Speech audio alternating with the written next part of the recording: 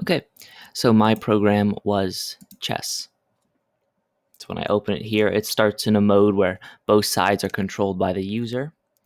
So I can select any white. It's white's turn to move. White moves first. So I can select any white piece by clicking on it, and it highlights the selected pieces in blue. And I'm not able to select any other black pieces or empty spaces. I have to select a white piece and then a square with a dot on it.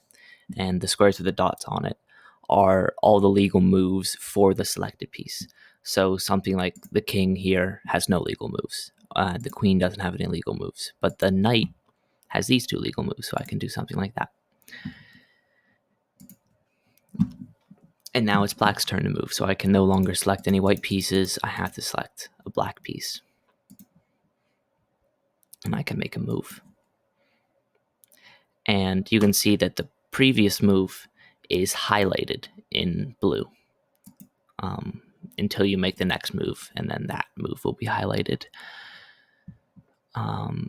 I can click on these two buttons here that say player to make either side controlled by an algorithm instead of by the user. So I can click there, and now black is controlled by the algorithm that I wrote. So white, I'm still moving, so I'll capture this pawn, and let's see what black does. There, it captures. I can also make both sides controlled by the algorithm. I can click here. So at any point in the game, I can make either side controlled by the algorithm, or neither. And this will just play itself out. You can see here that when the king is in check, it's highlighted in orange to let the user know that it's in check. And if the king is ever in checkmate, it will be highlighted in red, like this. The algorithm just beat itself. So this is checkmate. White won, so it displays white win, black loss, and it highlights the king in red. Another part of the program that I'm going to talk about here is how the algorithm works. So I'll set the algorithm to play as black.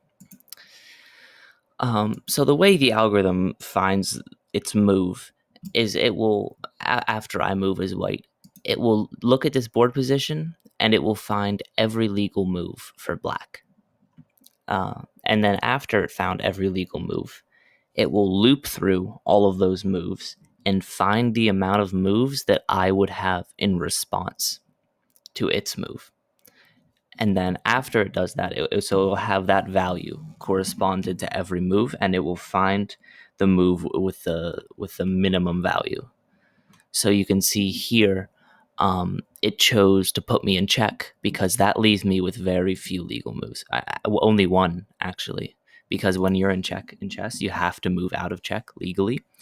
And the only way, actually, no, there's multiple. I could also block it with this pawn, so I have two legal moves in this position.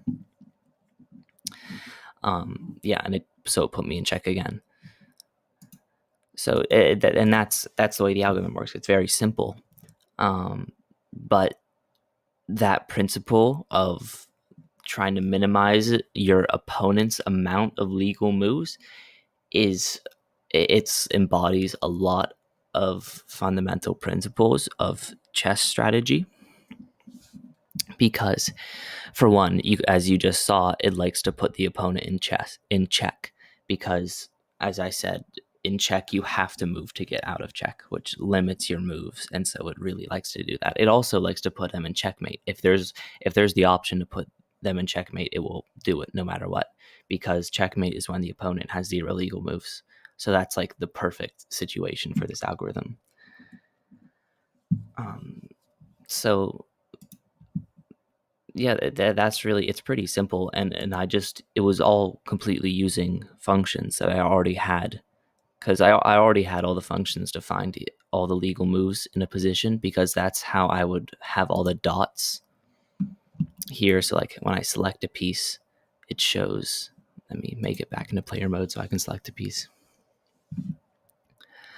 Like when I select this pawn, it shows those dots. So I could use those same functions that find the legal move to show the dots and to allow you to make the move. I could use those same functions in the algorithm. Another thing that I programmed in here that was pretty hard to do was I made it so you could not move into check.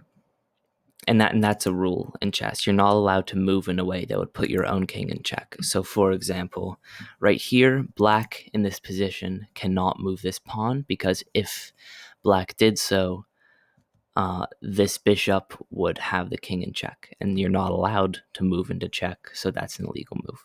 So normally this pawn would be able to move up just like any other pawn, but this is detecting that it can't do that, so it doesn't allow you to make that move.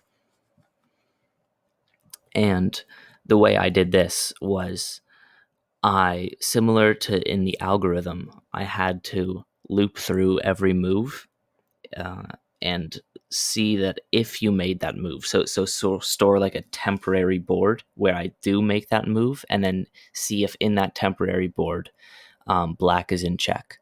And if they are, then I go back and remove that move from the list of legal moves.